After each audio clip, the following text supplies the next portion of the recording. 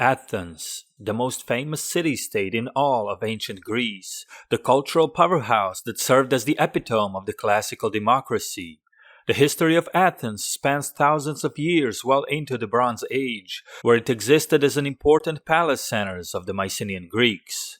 In this episode, we will go through the earliest phase of Athenian history, from the legendary foundation of this celebrated city to the very end of the Bronze Age and the collapse of the Mycenaean authority in Greece.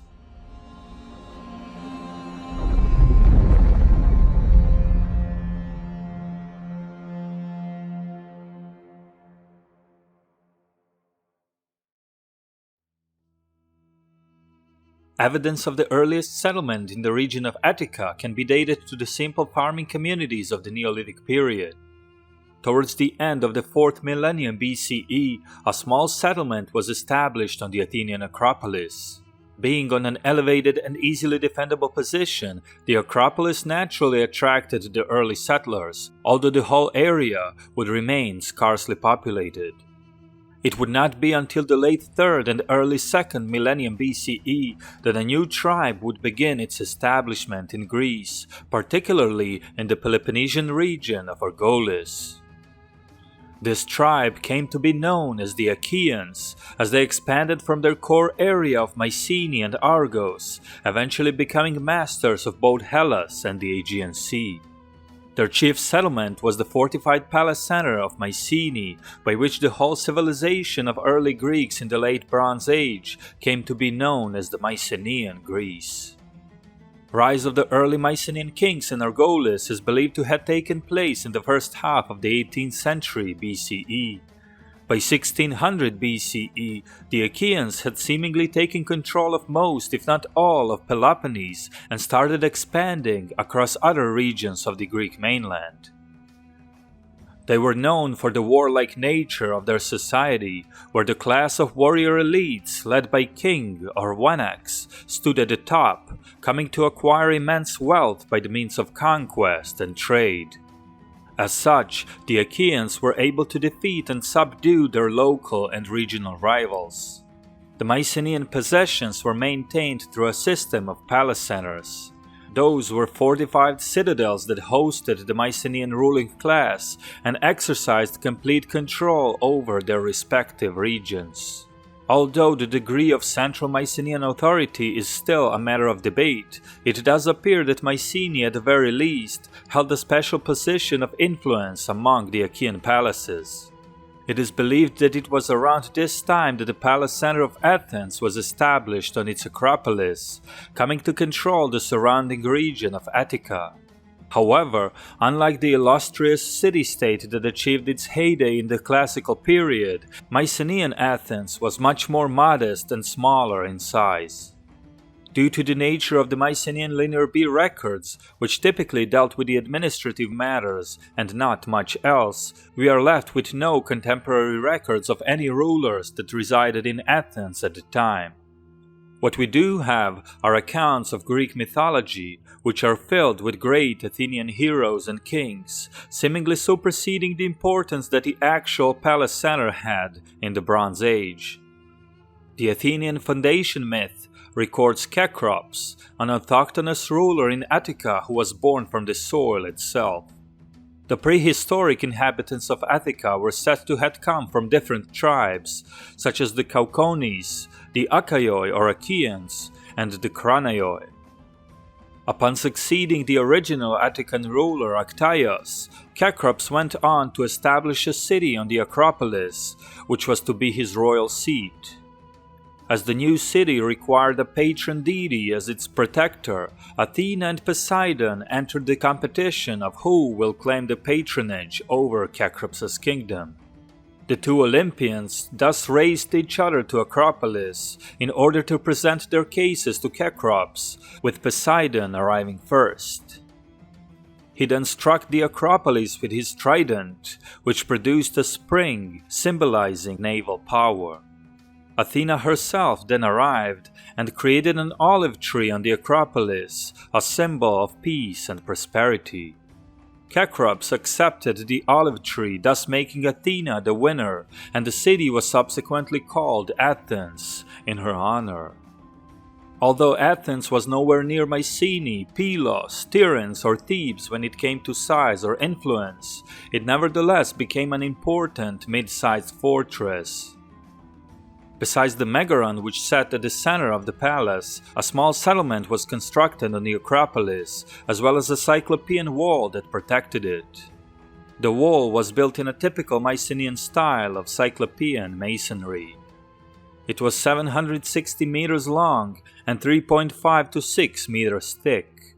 It was likely completed by the 14th century BCE and from then on served as the main line of defense of the Athenian Acropolis.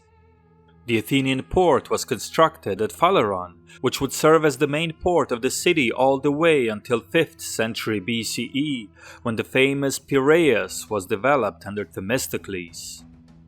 At some time before 13th century BCE, there was seemingly an earthquake that caused a fissure on the northeastern side of the Acropolis. The fissure extended to a bed of soft marl in which a well was dug, which was then connected by the elaborate set of stairs, made for protection for the source of drinking water against a potential siege. By this time, the Mycenaeans had made themselves rulers of the Aegean Sea, having conquered Crete between 1450 and 1370 BCE and expanded all the way into Asia Minor.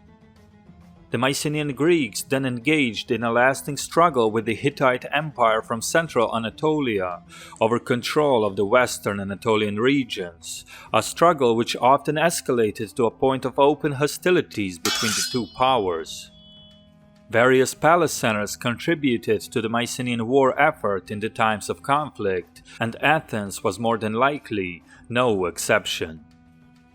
Despite being a relatively modest palatial center, Athens is extensively mentioned in Greek mythology. From the long list of the Athenian mythological kings, the most famous was certainly Theseus, who was said to have unified smaller cities and communities of Attica under one Athenian authority. It was also Theseus who had freed the Athenians from the yoke of the king of Crete, Minos. Minos had compelled Athens to send 7 young men and 7 maidens to Knossos to be sacrificed to the Minotaur in retribution for the previous death of his son Androgeus at the hands of the Athenians. In one of the most famous stories of Greek mythology, Theseus traveled to Knossos to the giant maze Labyrinth and ultimately slayed the Minotaur, saving the young Athenians and freeing Athens from the hold of King Minos. In the later part of the 13th century BCE, the Mycenaeans would additionally fortify most of their palace centers as the time of general decline, instability and war approached the Mycenaean Greece. Soon, virtually all of the palace centers would find themselves in a wide-ranging conflict of the unprecedented scale. This conflict was none other than the Trojan War, where the Grand Achaean coalition under King Agamemnon launched a devastating 10-year war against the city of Troy.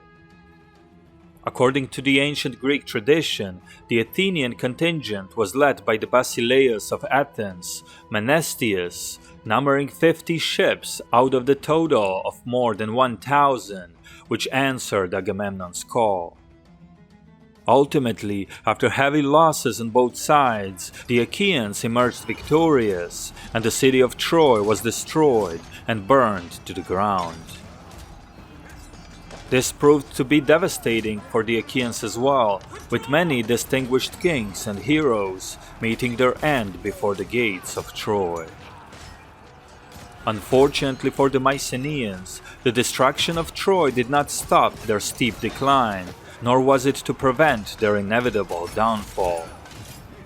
The 12th century BCE saw widespread instability, wars and economic collapse that ended several great civilizations of the day in what we today know as the Late Bronze Age collapse.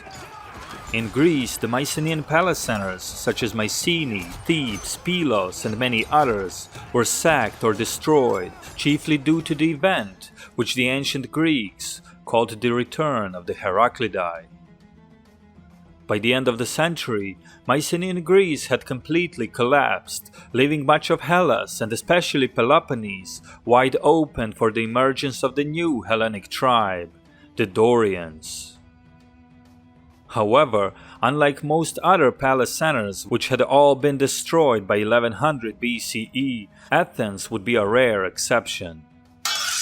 Although Athens went into a severe economic decline, as all of Greece entered the period known as the Dark Ages, the Athenians proudly maintained the tradition of not only never being subdued by the Dorians, but also being the mother city of the rival tribe that was to rise from the Dark Ages, the Ionians.